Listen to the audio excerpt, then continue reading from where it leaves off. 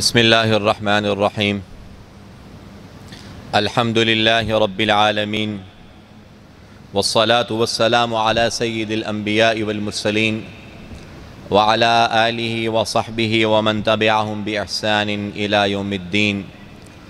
اللهم يا رب صل وسلم دائما أبدا على حبيبك خير الخلق كلهم. أما بعد، أعوذ بالله من الشيطان الرجيم. بسم الله الرحمن الرحيم. يا أيها الذين آمنوا قوا أنفسكم وأهليكم نارا وقودها الناس والحجارة عليها ملائكة غلاظ شداد لا يعصون الله ما أمرهم ويفعلون ما يؤمرون.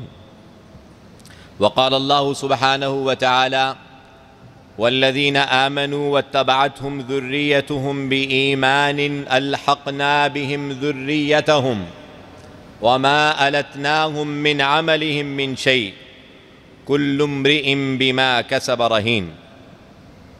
وعن عبد الله بن عمر رضي الله تعالى عنهما أنه سمع رسول الله صلى الله عليه وسلم يقول: كلكم راع وكلكم مسؤول عن رعيته، فالأمير الذي على الناس راع عليهم وهو مسؤول عنهم، والرجل راع على أهل بيته وهو مسؤول عنهم، والمرأة راعية على أهل بيت بعلها وولده وهي مسؤولة عنهم، وعبد الرجل راع على بيت سيده وهو مسؤول عنه، ألا كلكم راع وكلكم مسؤول عن رعيته. رواہ البخاری فی صحیح او کما قال رسول اللہ صلی اللہ علیہ وسلم. سب سے پہلے تو ہم اللہ تعالیٰ کا بے حد شکر ادا کرتے ہیں اس بات پر کہ اللہ تعالیٰ نے ملک کے بیشتر مقامات پر رحمت کی بارش عطا فرمائی، اور پچھلے ہفتے جو شدید گرمی کا ایک احساس تھا، اللہ تعالیٰ نے محض اپنے فضل و کرم سے اس میں قدر کمی فرما دی.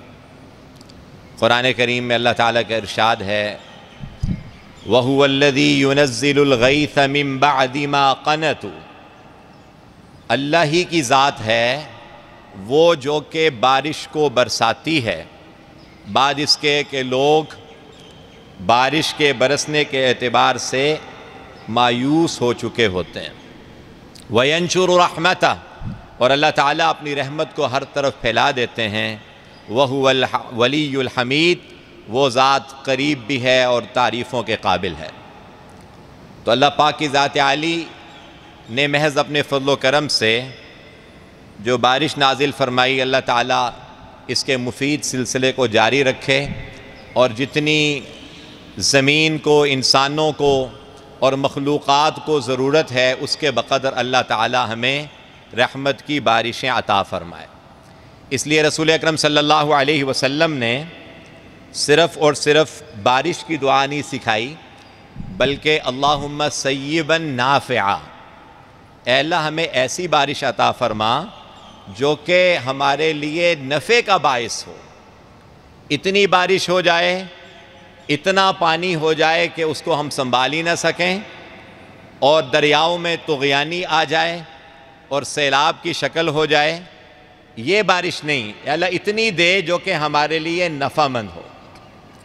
بارشی کے حوالے سے ایک حدیث میں ایک واقعہ بیان کیا گیا ہے، اس کا یہاں تذکرہ کر کے ہم موضوع کی طرف آتے ہیں. رسول اکرم صلی اللہ علیہ وسلم ایک مرتبہ ایک سفر میں حدیبیہ کے مقام پر آپ کا قیام تھا. رات کو بارش ہوئی. آپ علیہ السلام نے فجر کی نماز پڑھائی، اور اس کے بعد صحابہ کی طرف متوجہ ہوئے اور پھر یہ پوچھا: هل تدرون ماذا قال ربكم. کیا تمہیں معلوم ہے کہ تمہارے رب نے کیا فرمایا ہے؟ تو صحابہ نے جواب دیا: اللہ ورسولہ اعلم. یہ صحابہ کرام کے کمال ادب کا اظہار تھا کہ عموماً آپ علیہ السلام جب کوئی سوال فرماتے تھے تو وہ جواب میں یوں فرما دیا کرتے تھے، اللہ و رسولہ عالم، کہ اللہ اور اس کے رسول زیادہ جانتے ہیں۔ بس اوقات اندازے سے جواب دیا جا سکتا ہے، لیکن کمال ادب کی وجہ سے وہ یوں فرما دیا کرتے کہ اللہ اور اس کے رسول زیادہ جانتے ہیں، کہ بھی ہمارے پاس جو کچھ علم ہے ہو سکتا ہے کہ وہ مکمل جواب نہ ہو، اللہ کے نبی صلی اللہ علیہ وسلم جو بات ارشاد فرما دیں اس سے ہمیں کئی مزید اور فائدے بھی حاصل ہو جائیں۔ تو یہ جواب ارشاد فرمایا۔ تو آپ علیہ السلام نے فرمایا کہ اللہ رب العزت فرماتے ہیں، اصبح من عبادی مؤمن بی و کافر، میرے بندوں میں سے کچھ بندے ایسے ہیں جنہوں نے ایمان کے ساتھ ایمان کی حالت میں صبح کی، اور کچھ بندے وہ ہیں جنہوں نے العیاذ باللہ کفر کی حالت میں صبح کی۔ پھر فرمایا فَأَمَّا مَنْ قَالَ مُطِرْنَا بِفَضْلِ اللَّهِ وَرَحْمَتِهِ فَذَلِكَ مُؤْمِنٌ بِي كَافِرٌ بِالْكَوَاكِبِ، جس نے تو یہ کہا صبح کہ یہ بارش اللہ تعالیٰ کے فضل اور اس کی رحمت سے ہوئی، ہمیں اللہ کے فضل اور اس کی رحمت سے بارش ملی، تو وہ تو اللہ پاک پر ایمان لانے والا ہے، یعنی مومن ہے۔ اور جاہلیت کے دور میں لوگ مختلف ستاروں کے طلوع ہونے پر کہا کرتے تھے کہ اب بارش ہوگی، جیسا کہ آج بھی بہت سارے لوگ اللہ تعالیٰ کی ذات کی طرف متوجہ ہونے کی بجائے مختلف سائنسی تحقیقات پر اور اخباری خبروں کی بنیاد پر یہ بات کہہ دیا کرتے ہیں۔ تو اس زمانے میں بھی لوگ کہتے تھے کہ فلاں ستارہ طلوع ہوا ہے لہٰذا اب بارش ہوگی۔ تو اللہ کے نبی صلی اللہ علیہ وسلم نے ارشاد فرمایا کہ جس نے تو یہ کہا مطرنا بفضل اللہ ورحمتہ، کہ ہمیں تو اللہ تعالیٰ کے فضل اور اس کی رحمت سے بارش ملی، تو وہ تو اللہ پر ایمان لانے والا اور ستاروں کا کافر، یعنی ان کا انکار کرنے والا ہے۔ اور جس نے یہ کہا صبح جب بارش ملی تو یوں کہا مطرنا بنوء کذا و کذا، کہ ہمیں تو بارش فلاں ستارے کی وجہ سے ہوئی، فلاں ستارہ طلوع ہو گیا تھا نا، اور ہم نے پیشن گوئی کی تھی نا کہ زمین کے سے اتنے بخارات اوپر گئے اور اس کی وجہ سے جناب بادل بنے اور اس سے جو ہے وہ بوندیں بنی اور پھر بارش ہوئی۔ جس نے اللہ تعالیٰ کے غیر کی طرف اس کی نسبت کی، فَذَلِكَ كَافِرٌ بِي وَمُؤْمِنٌ بِالْكَوَاكِبِ، تو یہ میری ذات کا انکار کرنے والا ہے اور ستاروں پر ایمان لانے والا ہے، العیاذ باللہ۔ تو اس لیے ہمیں ہر نعمت کے ملنے پر اللہ پاک کی ذات کی طرف اس کی نسبت کرنی چاہیے، اور نعمتوں پر شکر کرنے سے اللہ تعالیٰ نعمتوں میں اضافہ فرماتے ہیں۔ تو اس لیے ہم اللہ تعالیٰ سے یہ دعا کرتے ہیں کہ اللہ تعالیٰ جو ہے ہمیں رحمت کی بارشیں جہاں جہاں مخلوقات کو ضرورت ہے اللہ تعالیٰ عطا فرمائے۔ دوسری بات، یہ جو مہینہ جس سے ہم گزر رہے ہیں اسلامی اعتبار سے، اس کو ذی قعدہ کا مہینہ کہتے ہیں۔ اس سے پہلے شوال کا مہینہ تھا، اور انشاءاللہ چند روز کے بعد ذی الحجہ کا مہینہ شروع ہو جائے گا۔ خدا تعالیٰ کا عجیب احسان اور اس کا کرم ہے کہ رمضان المبارک کے بعد، رمضان المبارک کے آغاز سے لے کر ذی الحجہ کے مہینے تک مستقل اللہ تعالیٰ کی طرف سے اپنے بندوں پر رحمتیں ہوتی رہتی ہیں مختلف اعمال کی شکل میں۔ رمضان المبارک کا مہینہ اہل ایمان نے گزارا، اس میں روزے رکھے، تراویح پڑھی، اعتکاف ہوا، قیام اللیل ہوا۔ پھر اس کے بعد شوال کا جو مہینہ ہے اس کے اندر بھی بہت سارے حضرات کو اللہ تعالیٰ توفیق دیتے ہیں روزے رکھنے کی۔ اور یہ جو مہینے ہیں شوال، ذی قعدہ اور ذی الحجہ، ان کو اشہر حج کہا جاتا ہے، یعنی وہ مہینے کہ جن مہینوں میں ایک انسان حج کا احرام باندھ سکتا ہے، احرام باندھ کر حج کرنے کے لیے جا سکتا ہے۔ الحج اشہر معلومات، حج جو ہے وہ ایک طے شدہ مہینوں کا نام ہے۔ تو یہ اشہر حج چل رہے ہیں، اس کا مطلب یہ ہے کہ ان مہینوں کے اندر تو احرام باندھا جا سکتا ہے، لیکن اگر کوئی رمضان میں عمرہ کرنے جائے اور وہیں عمرے کے اندر وہ نیت کر لے احرام میں کہ میں حج کا احرام بھی باندھ لیتا ہوں، تو وہ احرام نہیں ہوگا، بلکہ حج کا احرام کے لیے اشہر حج جو کہ شوال، ذی قعدہ اور ذی الحجہ ہے، یہ ہونا ضروری ہے۔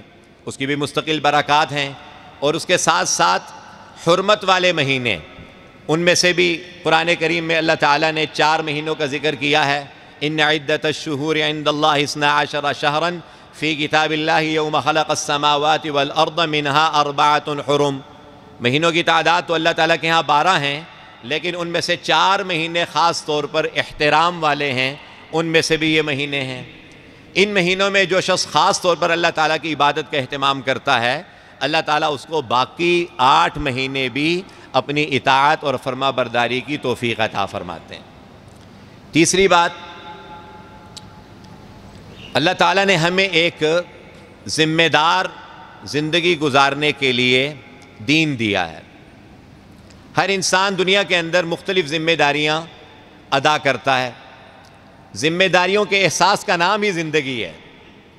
ہم میں سے ہر شخص کسی نہ کسی درجے میں ذمہ داریاں ادا کر رہا ہے۔ باپ ہے تو باپ ہونے کے اعتبار سے اپنی ذمہ داری کو محسوس کرتا ہے، اور اپنی بیوی اور اپنے بچوں کی تربیت اور ان کی کفالت کرتا ہے، تو یہ ایک ذمہ داری ہے، اس کا احساس ہے اور اس کی ادائیگی ہے۔ اسی طرح سے کسی ملک کے آپ باشندے ہیں تو اس ملک کے باشندے ہونے کے اعتبار سے ایک ذمہ دار شہری ہونے کا ثبوت دینا اور اس ملک کے قوانین کا احترام کرنا، یہ بھی ایک ذمہ داری کا احساس اور اس کی ادائیگی ہے۔ ہم سب اللہ کے فضل سے مسجد میں آئے، مختلف طبقات سے، مختلف علاقوں سے، مختلف زبانوں کے اعتبار سے اللہ تعالیٰ کے گھر میں ہم سارے جمع ہوئے۔ اب اللہ تعالیٰ کے گھر میں آ کر مسجد کے آداب کا لحاظ رکھنا اور ایک ذمہ دار مسلمان بن کر مسجد کے اندر مسجد کا احترام کرتے ہوئے وقت گزارنا، یہ بھی ذمہ داری کی ادائیگی ہے۔ تو یہ ہر انسان معاشرے کے اندر مختلف ذمہ داریوں کو ادا کرتا ہے۔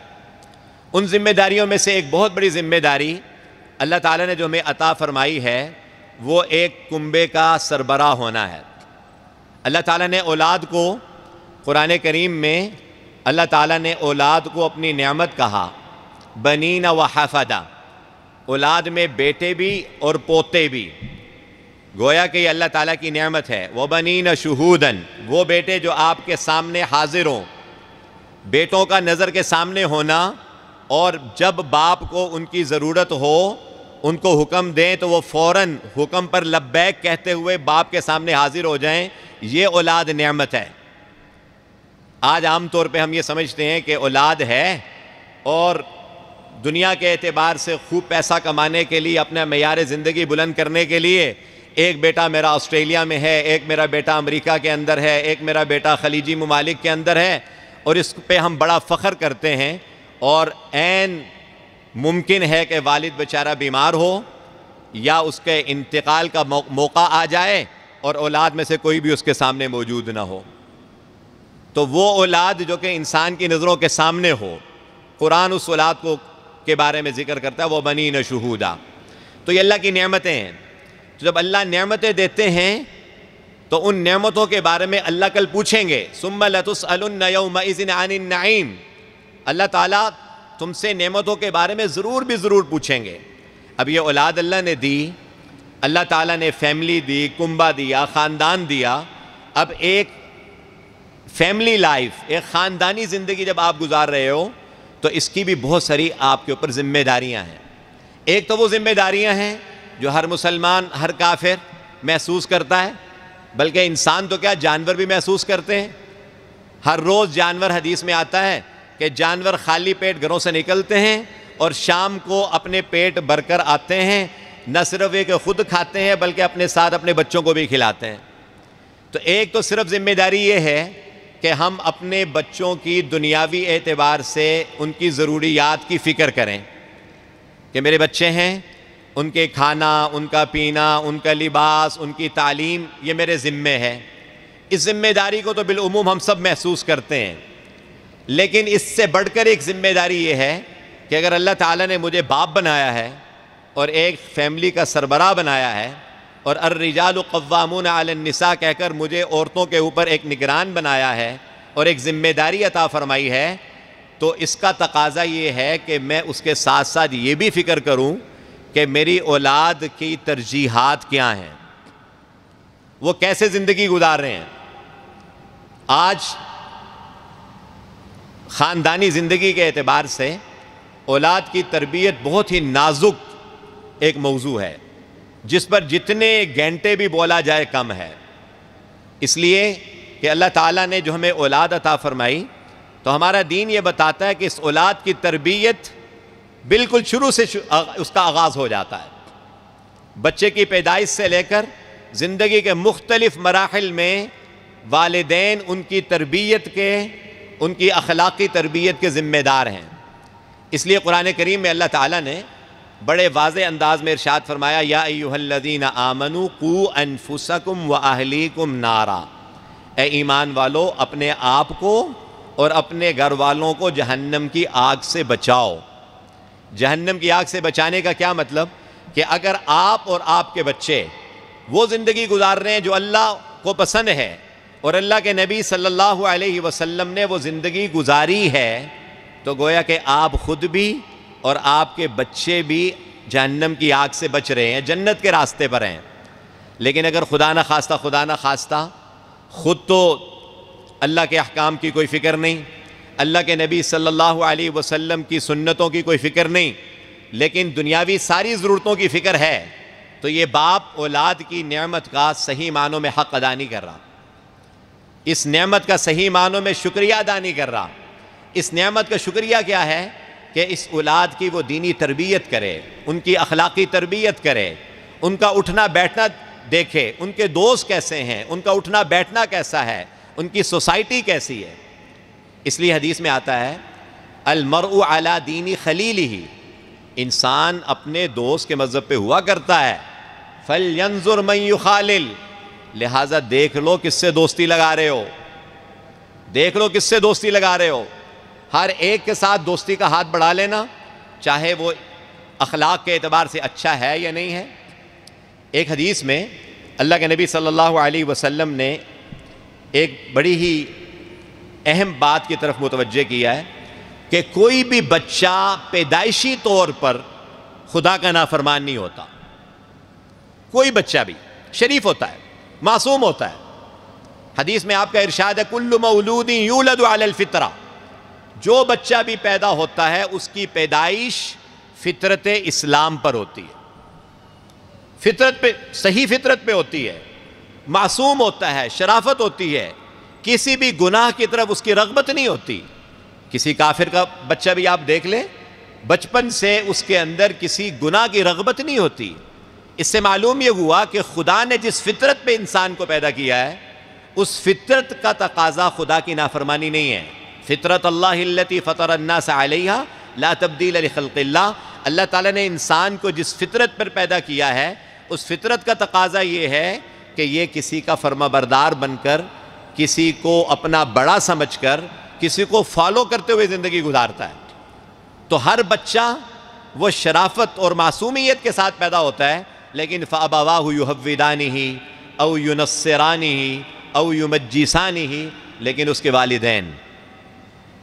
کے والدین، اس کا خاندانی ماحول، اور اس پہ اگر ہم ایڈ کریں تو اس کی جو سوسائٹی، وہ کمیونٹی جس کے اندر وہ زندگی گزارتا ہے، وہ اس کے ذہن کو، اس کے عقائد کو، اس کی فکر کو، اس کے اعمال کو، ہر چیز کو بدل کر رکھ دیتے ہیں۔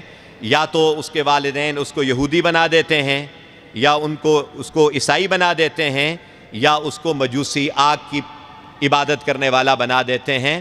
خدا نے تو اس کو ایسا پیدا نہیں کیا تھا۔ اس سے معلوم یہ ہوتا ہے کہ کسی بچے کی صحیح تربیت کرنے میں اس کے والدین کا اور اس کے خاندانی ماحول کا کتنا اہم کردار ہے۔ اور یہ اس موضوع پر میں بات اس لیے کر رہا ہوں کہ چونکہ ان دنوں کے اندر خاص طور پہ جب انسان کے پاس فرصت کا وقت ہوتا ہے، جب انسان کے پاس کچھ نہ کچھ فراغت ہوتی ہے، تو انسان اپنے اس وقت کو مختلف چیزوں میں استعمال کرتا ہے۔ انسان اگر مشغول رہے، چاہے دنیا کے کام میں رہے یا دین کے کام میں رہے، بہت ساری شیطانی چیزوں سے انسان بچا رہتا ہے۔ انسان اللہ کی نافرمانی کب کرتا ہے؟ جب نہ دین کا کوئی کام، نہ دنیا کا کوئی کام۔ اب یہ فارغ ہے تو فراغت کی وجہ سے انسان پھر ادھر ادھر ہو جاتا ہے۔ اب عموماً بہت سارے دوست ایسے ہوں گے جو کہ سمر ویکیشن کی وجہ سے، چھٹیوں کی وجہ سے اپنے بچوں کو لے کر مختلف علاقوں سے اسلام آباد میں آئے، ٹھنڈے علاقوں میں جانے کے لیے تشریف لائے، موقع ملا تو یہاں فیصل مسجد میں جمعہ پڑھنے کے لیے تشریف لے آئے۔ اب ہمارے بچوں کے پاس گرمیوں کی چھٹیوں میں ایک فرصت کے لمحات ہیں۔ تفریح سے اسلام نے منع نہیں کیا، ضرور تفریح کریں اور جی بھر کر کریں، لیکن تفریح کرتے ہوئے اللہ تعالیٰ کی نافرمانی نہ کریں، اللہ کے حکموں کو نہ توڑیں، کسی اور کو تکلیف نہ دیں، ملکی جو اشیاء ہیں، چیزیں ہیں، ان کو نقصان نہ پہنچائیں۔ بس اوقات ہوتا کیا ہے کہ ہم تفریحی مقامات پر جاتے ہیں تو جتنا قدرت نے پاکستان کو حسن دے رکھا ہے وہ سارا کا سارا حسن گہنا ہو جاتا ہے ہماری بس اوقات غیر ذمہ دارانہ رویے کی وجہ سے۔ ہم وہاں بس اوقات اتنا وہاں پر گند پھیلا دیتے ہیں کہ قدرت کا وہ سارا کا سارا جو حسن ہے گویا کہ اس کے اوپر ایک پردہ پڑ جاتا ہے۔ تو ضرور تفریح کریں، اسلام نے اس سے منع نہیں کیا، لیکن تفریح کرنے کے بعد طبیعت کے اندر جو نشاط، طبیعت کے اندر جو فرحت، طبیعت کے اندر جو انبساط، طبیعت کے اندر جو خوشی پیدا ہوتی ہے اور انسان تھوڑا سا ریلیکس ہو جاتا ہے، اس کے بعد انسان پھر دین دنیا کے مفید کام کرے۔ اس لیے کہ اگر کسی مفید کام کا پلان نہیں کریں گے تو پھر شیطان اور نفس انسان کو ایسے کاموں پہ لگائے گا جس سے دنیا بھی برباد ہوگی اور آخرت بھی برباد ہوگی۔ اس لیے نبی اکرم صلی اللہ علیہ وسلم نے ارشاد فرمایا، امام ترمذی رحمۃ اللہ علیہ نے اس حدیث کو نقل کیا ہے، آپ کا ارشاد ہے کہ ما نحل والد ولدا من نحل افضل من ادب حسن، کسی والد کا اپنے بچے کو، اپنی اولاد کو اس سے بہترین کوئی ہدیہ، کوئی گفٹ نہیں ہو سکتا جتنا کہ بہترین گفٹ اور ہدیہ اس کی بہترین تربیت ہے۔ اگر آپ نے اپنے بچوں کو اخلاق سکھا دیے، آپ نے اپنے بچوں کو ایمان سکھا دیا، آپ نے اپنے بچوں کو اللہ اور اس کے رسول صلی اللہ علیہ وسلم کی محبت سکھا دی، آپ نے ان کو دنیا کے اندر اخلاق کے ساتھ زندگی گزارنا، بڑوں کا ادب، چھوٹوں پر شفقت، ہر ایک کے حقوق کا خیال، یہ چیز اگر آپ نے اپنے بچوں کو سکھا دی تو یہ آپ کی طرف سے اپنی اولاد کے لیے بہترین گفٹ ہے اللہ کے نبی صلی اللہ علیہ وسلم کے مطابق۔ لیکن اگر ان کو سب کچھ تو دیا، ان کو بہت اعلیٰ تعلیم تو دلائی اور تعلیم کے ساتھ ساتھ تربیت نہیں کی، ڈگریاں تو دلائیں لیکن ان کے ساتھ ساتھ ان کو دین نہیں سکھایا، ان کی اخلاقی تربیت نہیں کی، اور اس کے ساتھ ساتھ ان کو چھوٹے بڑے کی پہچان نہیں کروائی، حقوق کی ادائیگی کی فکر نہیں کروائی، ایک ذمہ دار شہری بن کر زندگی کیسے گزارنی ہے اس کا شعور اور احساس ان کے اندر پیدا نہیں کیا، تو اس کا مطلب یہ ہوا کہ ہم نے اپنی ذمہ داری کو ادا نہیں کیا، اور کل قیامت میں اللہ تعالی ہم سے اس کے بارے میں پوچھیں گے۔ اس لیے یہ جو فرصت کے لمحات ہیں ان کو نبی اکرم صلی اللہ علیہ وسلم نے خاص طور پر تاکید فرمائی کہ انسان اس کو قیمتی بنائے۔ چنانچہ ابن عباس رضی اللہ تعالی عنہما کی حدیث ہے، وہ فرماتے ہیں کہ نبی اکرم صلی اللہ علیہ وسلم نے ایک صاحب کو نصیحت فرمائی اور کہا کہ 5 چیزوں کو 5 چیزوں سے پہلے غنیمت سمجھو۔ مشہور حدیث ہے، ہم نے پہلے بھی کئی مرتبہ سن رکھی ہوگی۔ اس میں آپ علیہ السلام نے فرمایا کہ سب سے پہلی چیز شبابک قبل حرمک، یہ جوانی کی بہاریں چند دن کی بات ہے، چند دن کی بات ہے، یہ تمہاری جوانی ان قریب بڑھاپے میں ڈلنے والی ہے، اس جوانی کو اللہ تعالیٰ کی فرما برداری میں اور اللہ تعالیٰ کے حکموں کے پورا کرنے میں استعمال کر لو۔ شاب نشأ فی عبادت اللہ، وہ نوجوان جو اللہ تعالیٰ کی عبادت میں جس نے اپنی جوانی گزاری، کل قیامت میں جب اللہ کے عرش کے سائے کے علاوہ کوئی سایہ نہیں ہوگا، اللہ تعالیٰ اس نوجوان کو سایہ عطا فرمائیں گے۔ تو ایک تو یہ بات فرمائی، دوسری فرمایا کہ صحتک قبل سقمک، بیماری سے پہلے صحت کو غنیمت سمجھ لو۔ ابھی 2 سال ہم نے کرونا میں جو گزارے، ساری دنیا اوپر سے نیچے ہو گئی۔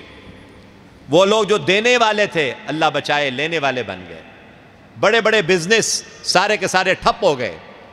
بیماری کے اندر انسان سب کچھ، انسان کا بسا اوقات بیماری کے علاج میں لٹ جاتا ہے، لگ جاتا ہے۔ اس لیے نبی پاک صلی اللہ علیہ وسلم نے فرمایا صحت کو غنیمت سمجھ لو، جب بیماری آ جائے گی حسرتیں بھرو گے، کہو گے کہ میں کچھ کر لوں لیکن تم کچھ نہیں کر سکو گے۔ پھر فرمایا کہ غنا کا قبل فقر، خدا نے کچھ دیا ہوا ہے، آج 2 پیسے ہیں، اس کو کچھ لگا دو، اس کو کسی مفید کاموں میں، خدا کو قرض دو۔ من ذا الذی یقرض اللہ قرضا حسنا، ہے کوئی جو خدا کو قرض دے؟ حالانکہ خدا نے سب کچھ دیا ہے، لیکن خدا تعالیٰ اپنے راستے میں اپنی مخلوق پر لگانے کو قرض کہہ رہے ہیں، یہ قرض حسن کہہ رہے ہیں۔ خدا اس کو آپس میں تو تم ایک دوسرے کو قرض دو تو اس پہ 1 روپیہ اضافہ لینا بھی سود ہے، حرام ہے، لیکن خدا کے راستے میں جو لگاؤ، خدا کہتے ہیں اس پہ نہ تمہیں واپس کروں گا بلکہ فَيُضَاعِفَهُ لَهُ أَضْعَافًا كَثِيرًا، کئی گنا بڑھا کر واپس کروں گا۔ دینے والے تو بنو۔ اس لیے اللہ نے کچھ دیا ہوا ہے تو ہاتھ تنگ ہونے سے پہلے پہلے اس کو غنیمت سمجھ لو، اس کو لگا دو خدا کے خزانے میں۔ آج ضمنی طور پر بات آ گئی کہ مہنگائی کے اس دور میں ہر آدمی پریشان ہے، سوچ رہا ہے کہ آگے نظام کیسے چلے گا۔ تو اس میں ہمارے دین نے ہمیں یہ بات سکھائی ہے کہ جب تم اپنے ہاتھ میں تنگی محسوس کرو، اللہ کے راستے میں خرچ کرنا شروع کر دو۔ یہ نسخہ بڑا عجیب سا ہے، انسانی عقل میں نہیں آتا۔ انسان کہتا ہے کہ بھئی عقل تو یہ کہتی ہے کہ اب تو زیادہ بچت کرنی چاہیے، لیکن حدیث کے مطابق یمحق اللہ الربا ویربی الصدقات، خدا تعالیٰ سود کو مٹاتا ہے اور اپنے راستے میں خرچ کرنے کو بڑھاتا ہے۔ جو خرچ کرتا ہے اس پہ خرچ کیا جاتا ہے۔ ایک فرشتہ اعلان کرتا ہے کہ جو خرچ کرنے والا ہے اللہ تو اس کو بہترین اس کا بدل عطا فرما۔ اس نسخے کو آزما کر دیکھیے، جب آپ کا ہاتھ تنگ ہو آپ اس کو خدا کے راستے میں، صلہ رحمی میں، فقراء مساکین کی مدد کرنے میں، دین کے مختلف کاموں میں لگائیں، خدا تعالیٰ آپ کو تونگری، غنا اور ہاتھوں کے اندر اللہ تعالیٰ خوشحالی عطا فرما دیں گے۔ تو بہرحال اسی حدیث میں آپ نے پھر یہ فرمایا کہ فراغ کا قبل شغلک، مصروف ہو جانے سے پہلے اپنی فراغت کو، جو فرصت کے لمحات ہیں ان کو قیمتی بناؤ۔ ایک اور حدیث پر میں بات کو ختم کرتا ہوں۔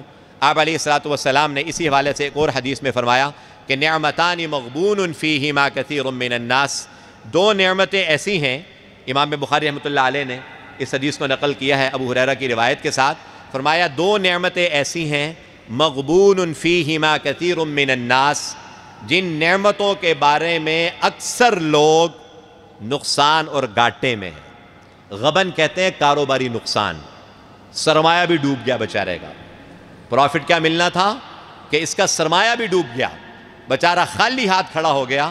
آپ نے فرمایا 2 نعمتیں ایسی ہیں، ان نعمتوں کے بارے میں لوگ کنگلے ہیں، خالی ہاتھ ہیں، ان کے پلے کچھ نہیں اگر ان نعمتوں کو صحیح معنی میں استعمال نہیں کرتے۔ الصحۃ والفراغ، فرمایا کہ ایک صحت کی نعمت ہے اور دوسری انسان کے پاس فرصت کے لمحات ہیں۔ اگر اس کو آپ نے قیمتی نہ بنایا، خدا نے ہر ایک کو 24 گھنٹے دیے ہیں، کسی کو 36 گھنٹے نہیں دیے، ہر ایک کے پاس 24 گھنٹے ہیں۔ انہی 24 گھنٹوں کا صحیح استعمال آپ کو اپنے جیسے انسانوں سے کتنا آگے نکال سکتا ہے اور آپ کو اپنے جیسے دوستوں سے کتنا پیچھے کر سکتا ہے، یہ آپ کے اوپر ہے۔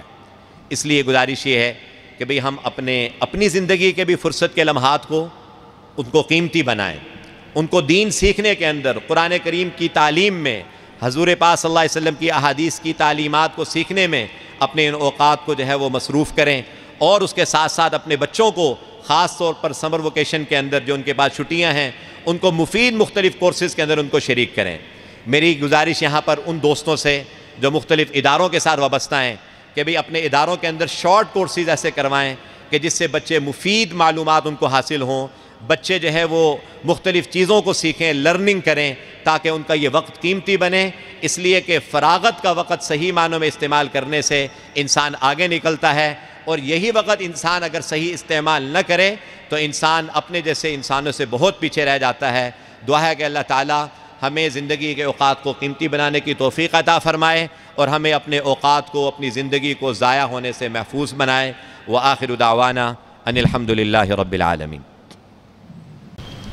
الحمد للہ الذي جعل لنا الأولاد والأحفاد وأمرنا بتربيتهم على مكارم الأخلاق وإعدادهم أحسن الإعداد، وأشهد أن لا إله إلا الله وحده لا شريك له يهدي من يشاء إلى صراط مستقيم، وأشهد أن محمدًا عبد الله ورسوله اختصه ربه بوصفه بقوله تعالى بعد أعوذ بالله من الشيطان الرجيم وإنك لعلى خلق عظيم، وعلى آله وصحبه وأتباعه ذوي القول الحسن والفعل الكريم.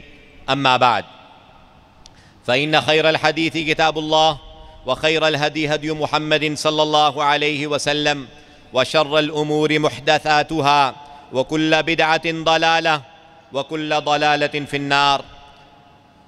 يا عباد الله، اتقوا الله، فالتقوى خير الزاد، ونشئوا عليها الأولاد والأحفاد. قال تعالى: والذين آمنوا واتبعتهم ذريتهم بإيمان ألحقنا بهم ذريتهم وما ألتناهم من عملهم من شيء كل امرئ بما كسب رهين. يا عباد الله، ألا يحب أحدكم أن يبعثه الله يوم القيامة ويكون معه أو أهله وأولاده وأحفاده؟ ألا يحب أحدكم أن يكون أهله وأولاده وأحفاده معه في الجنة جيرانا لرسول الله صلى الله عليه وسلم؟ اللهم اجعلنا منهم.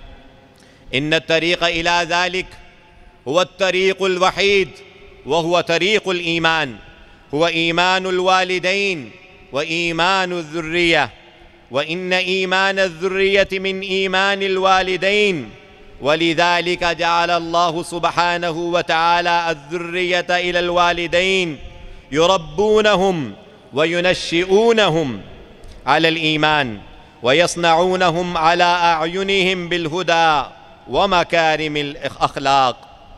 أيها المؤمنون، إن عباد الرحمن يرعون أزواجهم وذرياتهم، وقد تعهدوا بالتربية فكانوا لهم قدوة حسنة، فقد رآهم أولادهم متواضعين فتواضعوا، ورأوهم يدرؤون السيئة بالحسنة فدرؤوا السيئة بالحسنة، ورأوهم يؤدون فرائض الله ويتقربون بالنوافل ففعلوا ما يفعلون، ورأوهم إذا أنفقوا لم يسرفوا ولم يقتروا فصنعوا صنعهم.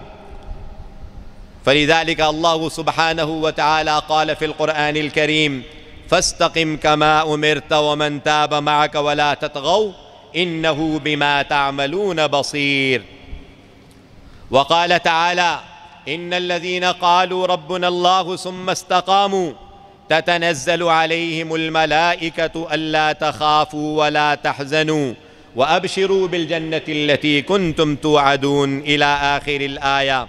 وبذلك ينتقل الخير يا عباد الله من جيل إلى جيل، ومن أسرة إلى أسرة، ومن الآباء والأمهات إلى أولادهم، ومن الأولاد بعدهم إلى أولادهم، فتنشأ أمة مسلمة ويكون جيل صالح يتعاونون على البر والتقوى.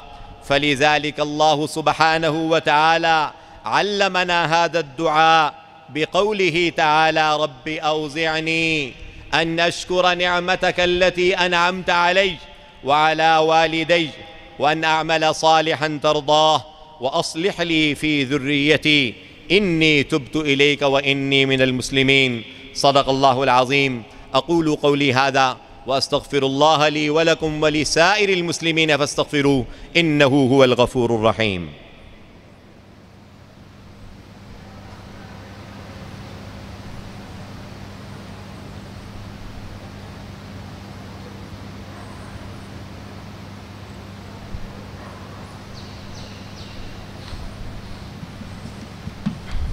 الحمد لله رب العالمين، وأشهد أن لا إله إلا الله وحده لا شريك له ولي الصالحين، وأشهد أن محمدًا رسول الله الهادي الأمين، وعلى آله وصحبه والتابعين لهم بإحسان إلى يوم الدين. أما بعد، فاتقوا الله يا عباد الله، وتذكروا قول نبيكم صلى الله عليه وسلم يقول: كلكم راع وكلكم مسؤول عن رعيته، فالإمام راع وهو مسؤول عن رعيته، والرجل في أهله راع وهو مسؤول عن رعيته، والمرأة في بيت زوجها راعية وهي مسؤولة عن رعيتها، والخادم في مال سيده راع وهو مسؤول عن رعيته. قال: فسمعت هؤلاء من رسول الله صلى الله عليه وسلم، وأحسب النبي صلى الله عليه وسلم قال: والرجل في مال أبيه راع وهو مسؤول عن رعيته، فكلكم راع وكلكم مسؤول عن رعيته. وإن من مسؤولية الآباء والأمهات والأولاد على أبواب الإجازة الصيفية أن يتعهدوا ويتابعوهم ويوجهوهم، فلا يتركوهم للفراغ الذي يأخذ الإنسان خطوات إلى طريق الغي فيكون من حزب الشيطان، فتجد ذلك الصغير المسكين لا يدري ماذا يصنع، فمرة أمام شاشة التلفاز، ومرة مع الهاتف الذكي. ونظرا إلى أحوال الشباب اليوم ينبغي أن نسميه بالهاتف الغبي، ومرة مع قرناء السوء، ولا يدري والداه متى يخرج ومتى يدخل، ومتى ينام ومتى يستيقظ، وهل صلى أو لم يصلي. وهل تكون هكذا رعاية الرجل في أهله ورعاية المرأة في زوجه؟ فعلينا أن نتأمل في ذلك. هذا، وصلوا وسلموا على رسول الله صلى الله عليه وسلم، فقد أمركم ربكم بذلك حين قال: إن الله وملائكته يصلون على النبي يا أيها الذين آمنوا صلوا عليه وسلموا تسليما. اللهم صل وسلم على سيدنا ومولانا محمد عبدك ورسولك، وصل على المؤمنين والمؤمنات والمسلمين والمسلمات، وبارك على سيدنا ومولانا محمد وأزواجه وذريته. اللهم أعز الإسلام وأنصاره، اللهم انصر من نصر دين محمد صلى الله عليه وسلم واجعلنا منهم، واخذل من خذل دين محمد صلى الله عليه وسلم. اللهم لا تجعلنا معهم. اللهم ألف بين قلوبنا وأصلح ذات بيننا، واهدنا سبل السلام، ونجنا من الظلمات إلى النور، وجنبنا الفواحش ما ظهر منها وما بطن، وبارك لنا في أسماعنا وأبصارنا وقلوبنا وأزواجنا وذرياتنا، وتب علينا إنك أنت التواب الرحيم. اللهم اجعلنا شاكرين لنعمتك مثنين بها قابليها وأتمها علينا. ربنا هب لنا من أزواجنا وذرياتنا قرة أعين واجعلنا للمتقين إماما.